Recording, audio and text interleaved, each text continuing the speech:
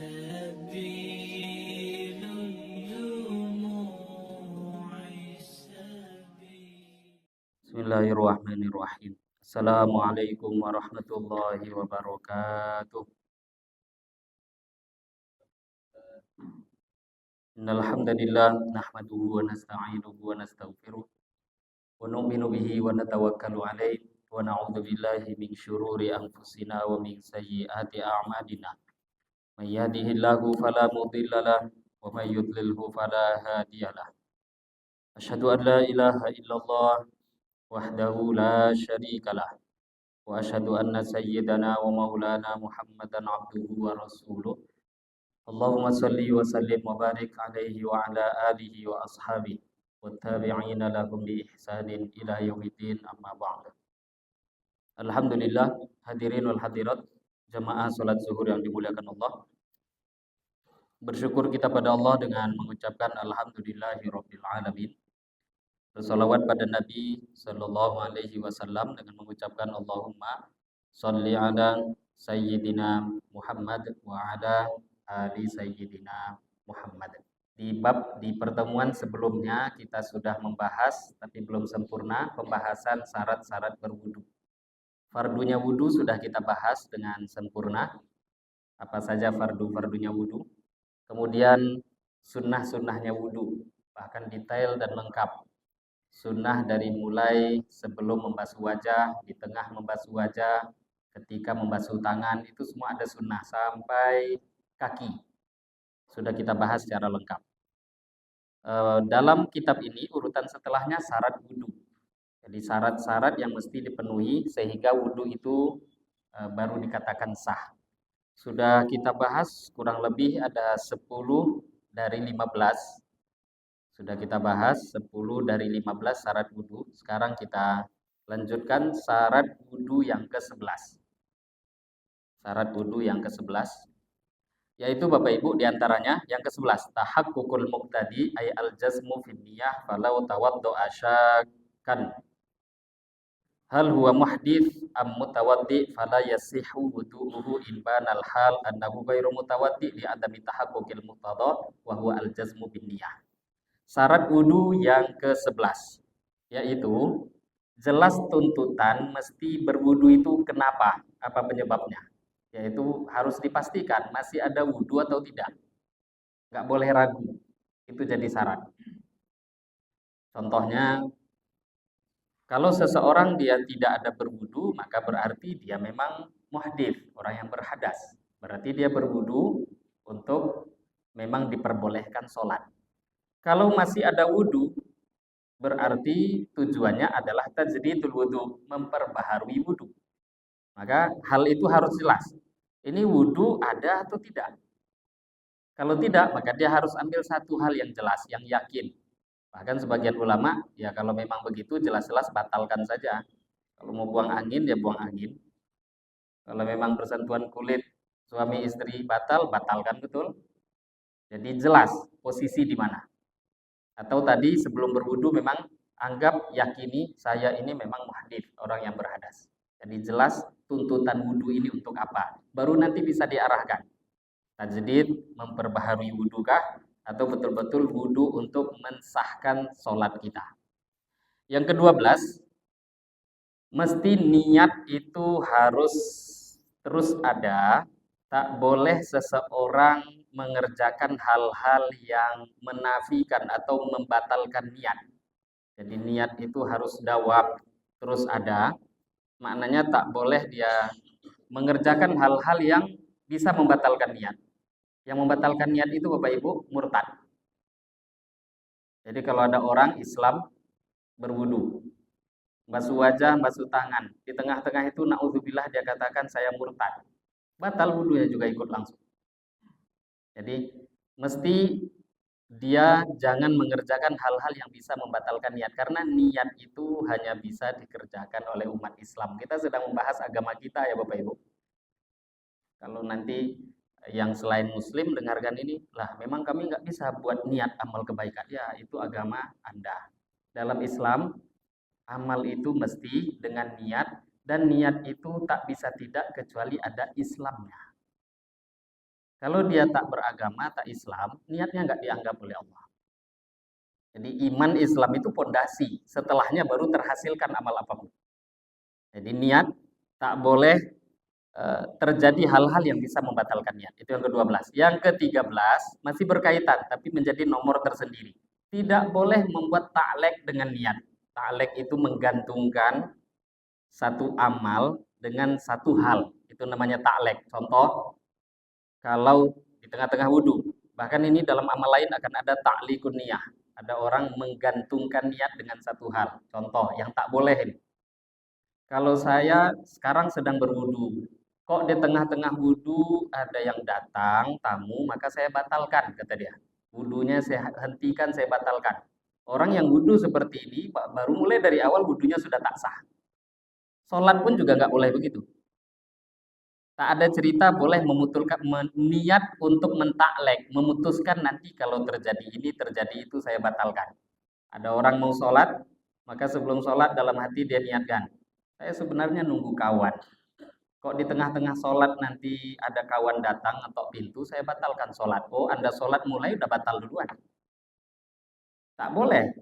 Jadi niat mesti kuat kokoh sholat. Entah nanti di tengah-tengah batal atau tidak itu urusan lain. Tapi kalau dia niatkan, dia buat taklek, menggantungkan sesuatu hal, diniatkan dengan sesuatu hal, digantungkan, dibuat taklek, batal. Jadi niat itu mesti kokoh. Tak boleh digantungkan dengan dalam ini pembahasan sebenarnya sudah kita bahas di bab niat, cukup panjang waktu itu kita bahas. Yang ke-14 dan 15 dijadikan satu nomor. Jadi ada 15 syarat wudu, 14 dengan 15 dijadikan bukan satu nomor, dibahas dalam satu pembahasan karena memang tak bisa dipisah, yaitu syaratnya wudu, syarat sah wudu, masuknya waktu dan langsung dikerjakan. Dua ini. Masuk waktu sholat, ini 14.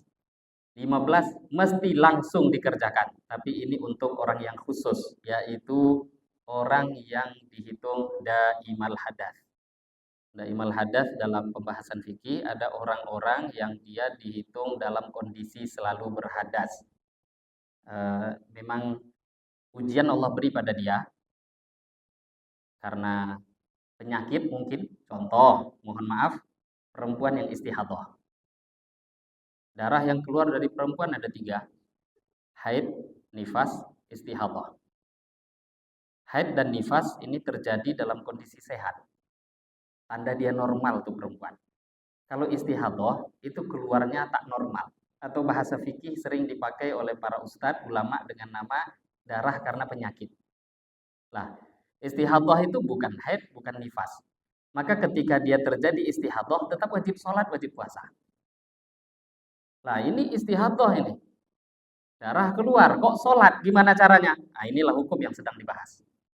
Atau ada orang yang bukan perempuan, laki-laki. Di dalam istilah fikih ada dinamakan penyakit salasil baul. Salasil baul kalau tak salah mohon dikoreksi, beser ya. Yang mohon maaf, kencing yang selalu netes itu beser ya. Nah, atau apa mungkin kalau saya salah nama bisa diperbaiki. Tapi tadi kencing yang selalu keluar. Sedikit narik nafas, kencing keluar. Sedikit mengeluarkan nafas, setiap nafas, apalagi batuk sedikit ini. Nah, ada orang yang seperti itu. Kalau tak salah tadi namanya beser ya. Yang kencingnya ya mungkin karena sakit atau sudah tua, itu remnya sudah tidak ada lagi kan. Nah, batuk sedikit kencing keluar, batuk sedikit kencing keluar. Nah, orang yang seperti ini dinamakan daimul hadas. Orang yang selalu dihitung dalam kondisi hadas. Bahkan dia berwudu pun kencing keluar. Gimana caranya ini? Nah, orang yang kasus di sini ini perlu diperhatikan syarat wudu nomor 14 dan 15 untuk mereka. Baik perempuan istihadah atau orang yang punya penyakit seperti tadi, yaitu dia mesti diperbolehkannya berwudu ketika waktu sholatnya sudah masuk. Kalau memang mau sholat zuhur, mesti waktu zuhurnya masuk terlebih dahulu. Ini jadi syarat. Karena seperti apapun, azan ya, kalau azannya tepat waktu. Kenapa saya katakan azan tepat waktu? Saya selalu menekankan ini Bapak Ibu karena saya pernah belajar di negeri yang bermazhabkan Hanafi. 3 tahun saya di sana. Hanafi mazhabnya menekankan sholat selalu di akhir bahagian waktu, bukan keluar dari waktu ya, di akhir waktu. Karena sholat itu muasa, sholat itu luas, lapang. Kita kerjakan awal waktu, fadilah namanya. Itu sangat dianjurkan. Bukan berarti zuhur jam 2 nggak boleh, nggak boleh juga. Setengah 3 masih boleh. Mepet habis keluar makruh, habis waktunya keluar baru sholat, kodok haram kalau tak ada uzur. Nah jadi Hanafi mereka mengambil fatwa dengan dalil hadis. Subuh di akhir waktu, zuhur akhir waktu, asar akhir waktu, cuma maghrib yang awal waktu, isya pun di akhir waktu. Nah, jadi maksudnya tadi bukan waktu. Kenapa saya tidak menerjemahkan dengan lafaz azan? Karena tidak semua orang sholatnya, azannya itu di awal waktu. Jadi mereka sholat zuhurnya jam 2. Bapak Ibu kalau pergi ke Jawa, saya juga belajar di Jawa di pesantren, kampung-kampung di Jawa karena petani, itu sudah jadi adat mereka ke sawah sampai selesai setengah 2 baru sholat zuhur berjamaah. Dan kita tahu setengah 2-nya di Jawa itu mungkin jam lebih, karena mereka lebih duluan matahari terbit. Yang pernah tinggal di Jawa itu agak bingung di sana. Hampir 45 menit perbedaan sholat kita, apalagi Surabaya hampir 1 jam. Duluan mereka. Jadi betul-betul ditekankan masuk waktu sholat. Azan itu nanti sunnah, entah dia azan ataupun tidak. Jadi masuk waktu sholat baru berwudu. Kalau dia berwudu sebelum masuk waktu sholat, maka wudunya tak dianggap. Nah, perempuan istihadah juga begitu. Mau sholat zuhur, mesti zuhur masuk dulu. Mau sholat asar, asarnya masuk dulu. Mau sholat maghrib, waktu maghrib harus masuk terlebih dahulu. Baru bisa wudu untuk sholat itu. Kenapa? Karena aslinya wudu dia tak boleh kecuali karena darurat. Dianggap sah karena darurat. Masuk waktu. Yang kedua, mualah. Mualah itu langsung tak boleh berjarak. Setelah wudhu, jangan ngopi pula dulu. Jangan makan pula dulu. Jangan santai-santai. Memang dia mengerjakan hal yang tak bisa tidak dihindari. Ya selepas wudhu pakai baju, pakai sarung, perempuan, ya segala macam. Yang normal, langsung sholat. Nah ini kewajiban yang setelahnya. Jadi masuk waktu syarat yang ke-14 untuk daimul hadas tadi dan mesti langsung dikerjakan, tidak boleh diberi jarak. Nah ini memang Bapak Ibu pembahasan khusus untuk orang-orang yang tadi memang dalam satu kondisi khusus yang kondisi itu diringankan untuk mereka. Nah ini aslinya nomor 14-15 ini syarat tambahan untuk orang-orang yang khusus. Nah, jadi ini 15 hal yang mesti diperhatikan untuk dipenuhi supaya wudhu kita sah. Nah, dinamakan dengan syarat-syarat sahnya wudhu. Kemudian Bapak Ibu yang dimuliakan Allah, kita lanjutkan pembahasan setelahnya. Nawaqidul wudhu, setelah fardu wudhu, sunnah wudhu, syarat wudhu, ada namanya perkara yang membatalkan wudhu. Jangan sampai kita wudhu sudah batal aslinya tapi nggak tahu, dianggap masih ada wudhu. Tidak, ini mesti kita ketahui juga ada beberapa hal yang membatalkan wudhu. Kalau perkara ini terjadi, wudhunya batal. Yaitu pertama, al-kharij min ahadis sabilain. Apapun benda yang keluar dari 2 jalan. 2 jalan di sini mohon maaf yang dimaksud kubul dan dubur. Kubul jalur depan, dubur jalur belakang. Jalur depan buang air kecil, jalur belakang yang dimaksud tempat buang air besar. Nah, kita singkat nanti dengan istilah dubur dan kubul, kubul dan dubur. Apapun yang keluar dari 2 tempat itu, kok keluar, batal wudhunya. Apapun. Jadi apapun yang keluar, membatalkan wudhu. Entah angin sekalipun bendanya yang tidak nampak, ataupun yang lain. Entah Bapak Ibu perkara itu normal terjadi, ataupun tak normal. Mohon maaf, buang angin itu normalnya kan jalur belakang, dubur. Normalnya begitu. Mohon maaf, perempuan kok ada buang angin, mohon maaf, lewat kubul, jalur depan, batal juga wudhunya. Ini laki-laki nggak terjadi. Perempuan ada yang terjadi. Tapi sangat-sangat jarang. Walaupun jarang, tetap batal wudhunya.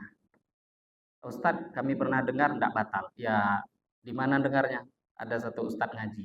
Nah, kalau ustadz itu tak menerangkan, yang tidak mengatakan batal kalau perkara itu jarang terjadi adalah Al-Imam Malik rahimahullah ta'ala. Memang di sini ada ikhtilaf.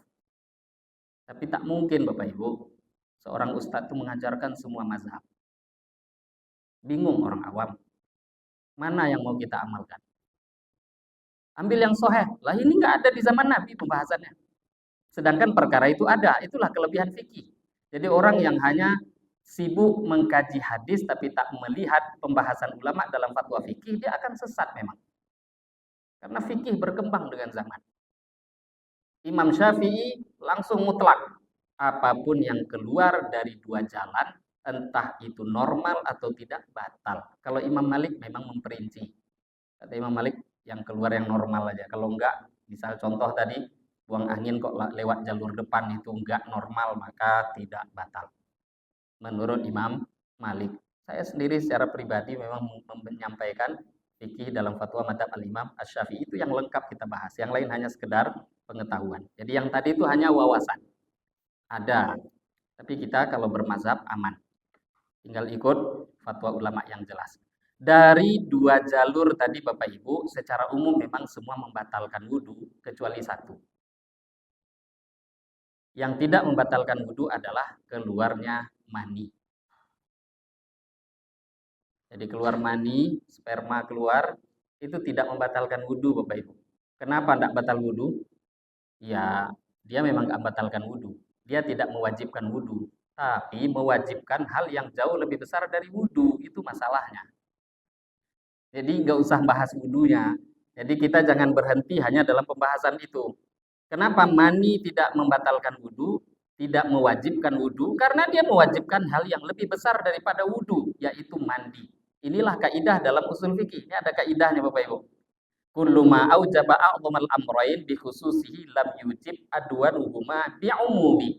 Kalau satu perkara itu terjadi dan dia terkena kewajiban dua hal, maka kewajiban yang besar dia juga terkena, kewajiban yang kecil terkena juga, maka yang kecil jadi gugur karena ada yang besar tadi. Wajib mandi juga wajib wudhu. Maka yang wudhu itu jadi hilang karena wajib mandi.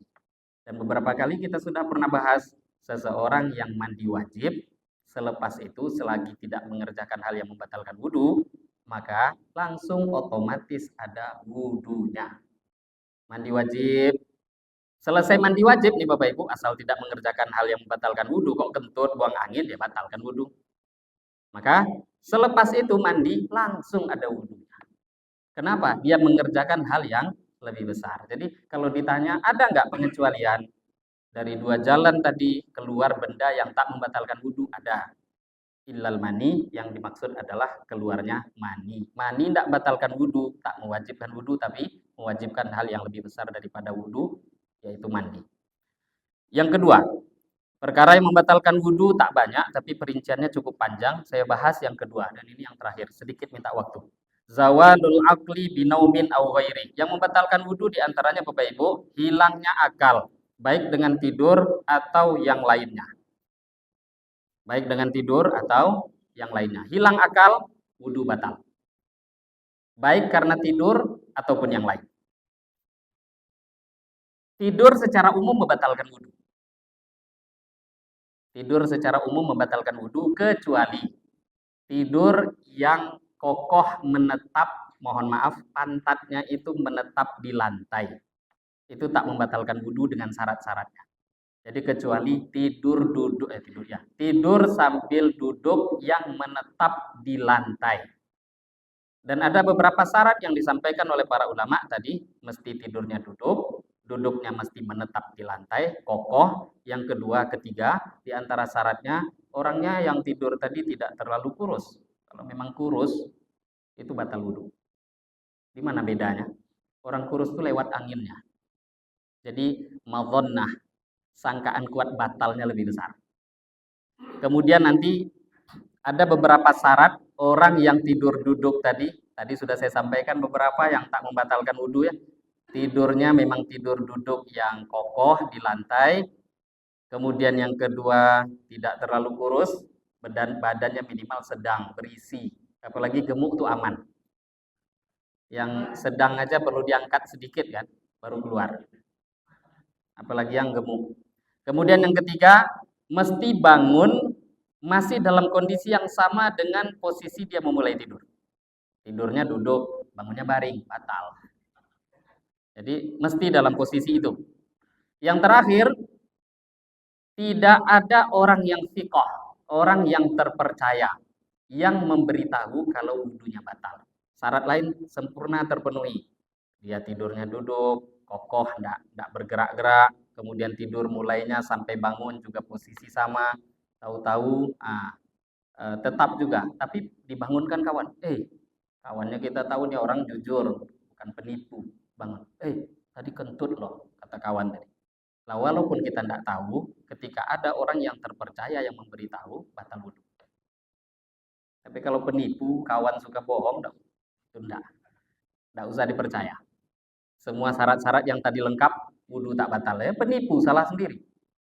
Nah ini Bapak Ibu, di antara beberapa hal yang membatalkan wudhu tadi, hilang akal, terutama pembahasan detail mengenai tidur. Tidur itu asli hukum umum batal wudhu, kecuali dengan posisi tadi.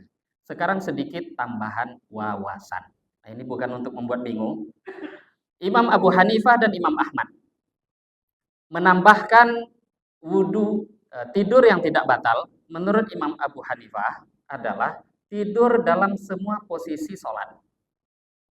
Ini wawasan Bapak Ibu ya, saya tambahkan cuma sekedar wawasan.